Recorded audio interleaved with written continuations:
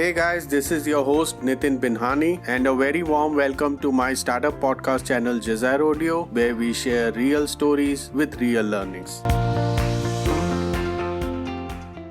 My today's podcast is specifically targeting the founders of SaaS businesses that might be exploring for an exit either currently or in the future. Founded in 2009, Flippa.com is the number one marketplace for buying and selling online businesses globally. Flippa alone reports 600,000 annual buy-side searches for SaaS businesses. So my guest today is Blake Hutchison, the CEO of Flippa, to share with us his great insights for the founders looking for an exit. Hi Blake, welcome to Jazair Audio. Great to have you here. Thanks so much for having me. It's great to be here. So Blake, can you share a bit about Flippa? Yeah, thank you for the question. So Flippa is a marketplace to buy and sell online businesses. So we see sites, stores, and apps. A site would be like a WordPress blog. An app would be typically an iOS or Android mobile-based app. And a store would be typically a Shopify or Amazon store. Now, of course, the evolution of the platform has been such that we see all sorts of digital business types listed on the platform.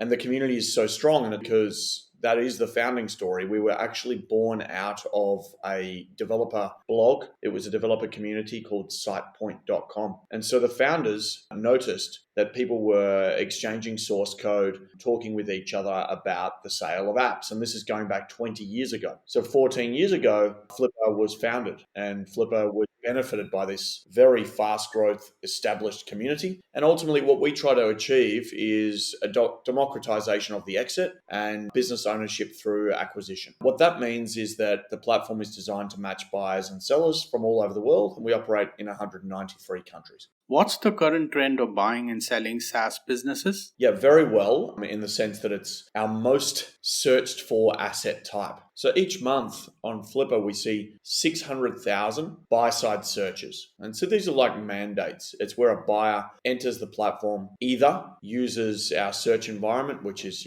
akin or analogous to like a Google search environment, or they create a profile and ultimately request that we send them relevant businesses that come on and match their preferences. And SaaS is number one. So we see 45,000 searches for SaaS businesses each month among almost 1.9 million buyers around the world. So it's the fastest growing asset type for us within the platform. And of course, as a function of that, we see lots of SaaS businesses sell, and therefore we can give a lot of insights, both, pricing, comps, as well as category-based insights to SaaS founders, giving them some sense of what the metrics are that buyers look for. And that ultimately is, what powers our platform. It's the insatiable appetite from entrepreneurs from all over the world to see that data and make decisions on the basis of that data. So certainly, to answer the question, SaaS is a really fast growth space for us, and people like the idea they can buy into something a little more mature than starting from scratch. Now let's dive into the exit strategy. When and why should founders of SaaS startups consider an exit? Yeah, so I think the question of why is really broad,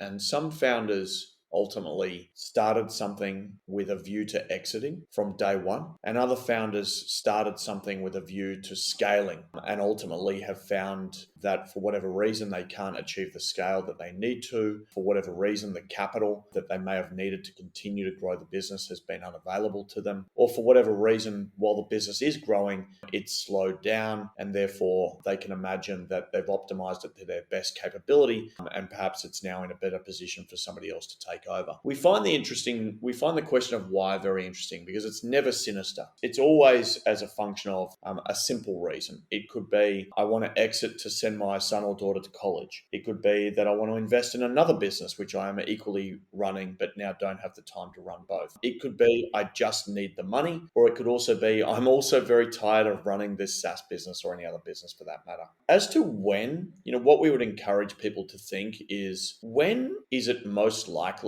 that I'm optimized for an exit? And so what that means is, when are your metrics at their best? And so clearly a SaaS business, which is high churn, isn't at its best. And so something which is low churn, or where churn is steadily decreasing, the percentage of churn is steadily decreasing, that would be considered a good time to be thinking about an exit. Similarly, on the flip side, if I'm super fast growth, we find that some buyers don't necessarily buy into the super fast growth asset class within Flippa. And the reason being is that this is not venture capital. This is not speculative investing. People aren't looking to acquire unicorns. What they're looking to do is buy something which is cash flow positive, obviously revenue generating, growing, and where the metrics are in a good position. And so what they'll look for is high lifetime value, very obvious stuff, low churn rates where possible, very obvious stuff. And then they're looking for boring, predictable, repeatable behaviors. And so the reason we say that is because there's a lot of up and coming SaaS in AI,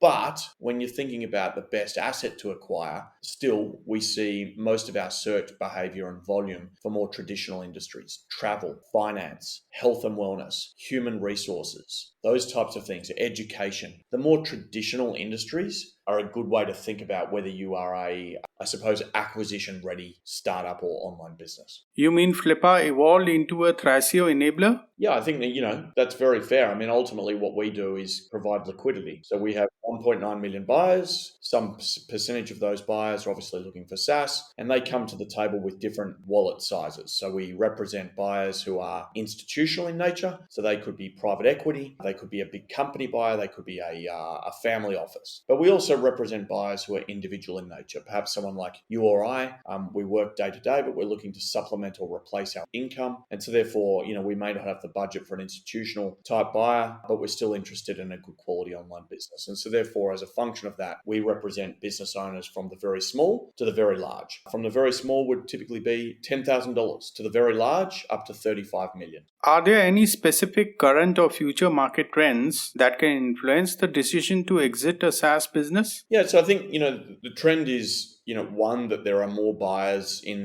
for this asset class than ever before. So that the trend being that people are buying into the idea that acquiring a business is better than starting one. And so therefore, if you have created something that is mature and that is well established, that is a trend that is supporting not only Flippa, but this concept of micro M&A and the growth of that industry. So that's kind of the very macro level. At a more micro level, what I can tell you is that businesses that are older tend to derive a better profit multiple than businesses that are younger. So I can tell you that for all assets sold on Flippa, regardless of it being SaaS or not, the businesses that sell that are over 3 years old, they receive a better profit multiple, about a 35% better profit multiple on average than their similar like assets that are under 3 years old. So, trend being that buyers are looking to buy something which is established and predictable and repeatable, and they're less looking for something which is speculative and kind of an unknown commodity at this point. In addition to that, the time to sell is actually decreasing as more buyers enter the marketplace. And so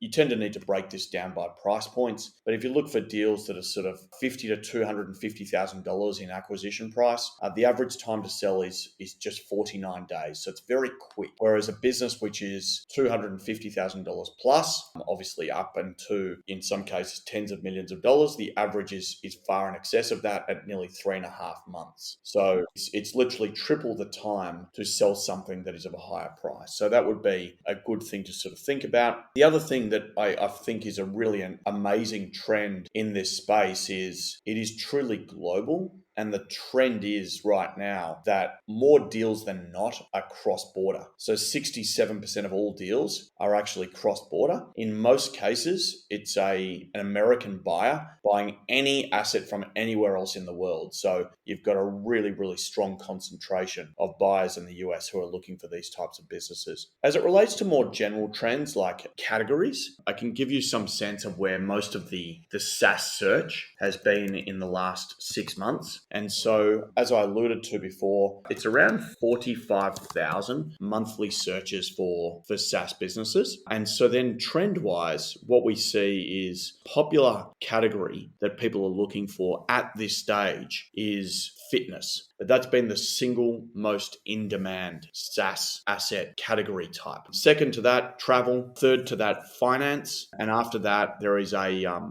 very long tail. Things like pets, things like music, education, health and wellness, and then even things like just beauty and tech make up the long tail. So it's a very long tail, but hopefully that gives you some sense of the trends in that space. So, from your own experience, what are the prevailing exit revenue or profit multiples applicable for the SaaS businesses? Yeah, so I'll give you some sense of the median, the mean, and the highest achieved. Again, I'll take the price cohort of $250,000 plus. It does actually differ, but the higher the price point, the more likely it is indicative of the multiples that people can expect, because they tend to be more predictable, repeatable assets at that size. So the median is 3.3 times. So that's 3.3 times profit. And so clearly that is lower than public market multiples, although they've come down substantially of late. But then it's also important to consider the highest, because often people can be misled by an average. Obviously, you're taking into consideration the bell curve. You've got the highest performing assets and the lowest performing assets. So the highest SaaS multiple achieved over the last 6 months was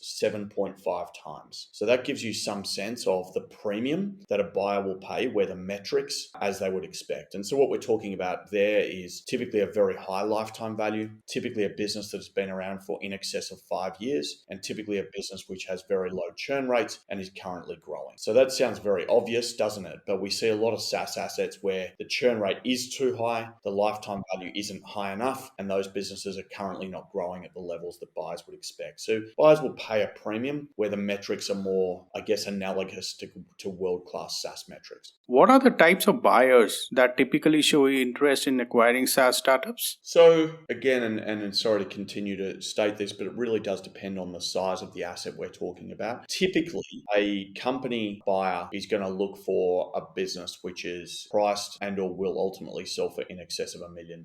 And so that's typical of a company or institutional buyer. And they will buy on the basis of a growth strategy and or a category-based interest. So the growth strategy simply says this asset is similar to other assets we already own, and we believe we can get operational efficiency. And as a function of that, we will bolt on this asset and have a better performing group business that is now benefited by having this new product within its stable. Then there's people who will buy for category growth or sometimes category expansion. So let's say, for argument's sake, I already own SaaS businesses or SaaS tooling in the education sector. Perhaps there is another business which is also in that sector, but tackling a different feature set. Then I'm buying that to expand the utility of my existing portfolio of companies or existing SaaS business, but I get to own more of the education sector. Below that, we see what we call acquisition entrepreneurs. These are kind of high net worths, and they might typically be looking for something between maybe $100,000 and up to $1 million.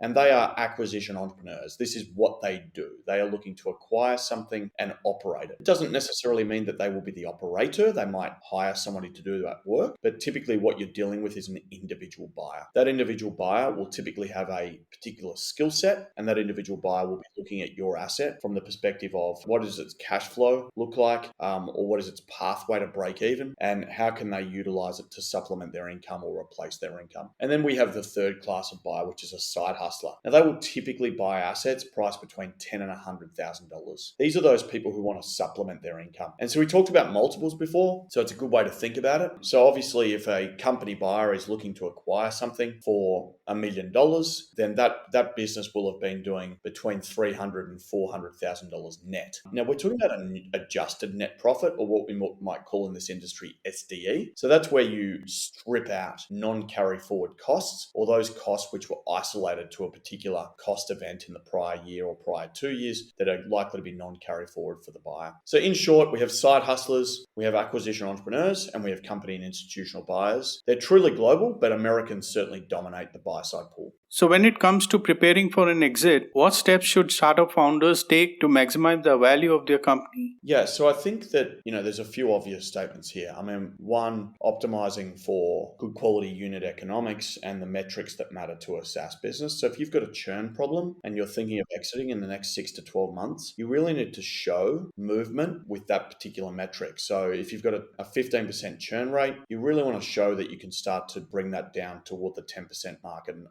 hopefully below. That enables you to tell the story of how you did that. It also enables the buyer to imagine that trajectory continuing. And that's a really important thing about buying these assets. Buyers don't want to buy turnarounds. They want to buy things which they understand and that they can continue to operate at the same level as the current founders. The second thing, is really around operational fundamentals. So making sure that you've got standard operating procedures in place, making sure that you understand your sales cycle so that you can communicate that sales cycle to a prospective acquirer. And then the third one is really just about understanding what you personally are trying to achieve. So if you want $1 million exit, you really should understand the multiples that are at play today, because then you can start to orientate your business toward that type of revenue and profit outcome so that you know that exit multiple and final exit price is more assured for you. Great. How does a founder ensure a smooth transition for an exit? Yeah, so there's either, one of two things. The first one would be that you really want to get your finances in order, get the metrics that matter in a place where a buyer can successfully take it over. The second thing is really understanding that it is highly likely that there is in fact a transition period. So you talked about a smooth transition. A smooth transition doesn't occur when the founder or business owner insists on a fast exit from the company. And so buyers will tend to want at minimum, they'll tend to want a 45-day transition period. And sometimes they'll look for a 12-month transition period. And that's simply so that they can benefit from the wisdom and the years of understanding of how that business operates so that they can assure their revenue and assure their investment for the long term. It's a really important one for founders to understand, that you're likely to have to stay in the business for a short period of time while the buyer takes over. The transition itself of the assets really comes down to, do you have an asset register in place? So you need to actually have a document, which is essentially an index of all of the things that are critical to the way your business operates and all of the working processes, and we might call those SOPs. So a smooth transition will tend to happen when will always happen when we've seen a really good quality set of SOPs. So standard operating procedures that govern the way the business works each day. Finally, what are the key challenges that one should be aware of during this whole process of buying and selling businesses? Yeah, so most of the time, what we will see is that the acquirer doesn't have a good enough understanding of how to run the business post-acquisition. So the biggest challenge we see is when the owner and the founder, the person who has recently exited, are at odds with respect to the time and the energies it will take to transition the business successfully. So if there is not a clear alignment above and beyond getting a contract signed and the successful receipt of both the assets and of course the funds, that's when we see problems. And so that's, frankly, the biggest challenge we see is when the transition process is not agreed through the contract of sale. So with this, we have reached at the end of this podcast. Blake, thank you so much for sharing your great insights. It was wonderful talking to you. Yeah, thank you so much. If you need any help with selling your SaaS business, you can reach out to me directly at Blake at Flippa, and I'd love to chat to you. Lastly, I want to thank all the listeners who took their valuable time to listen to this podcast. Keep rocking, be safe, and don't forget to share. Are you a founder of an early stage startup or the owner of a small or medium enterprise and looking to raise funding? Then please visit www.jazaro.in. That is www.jasaro.in.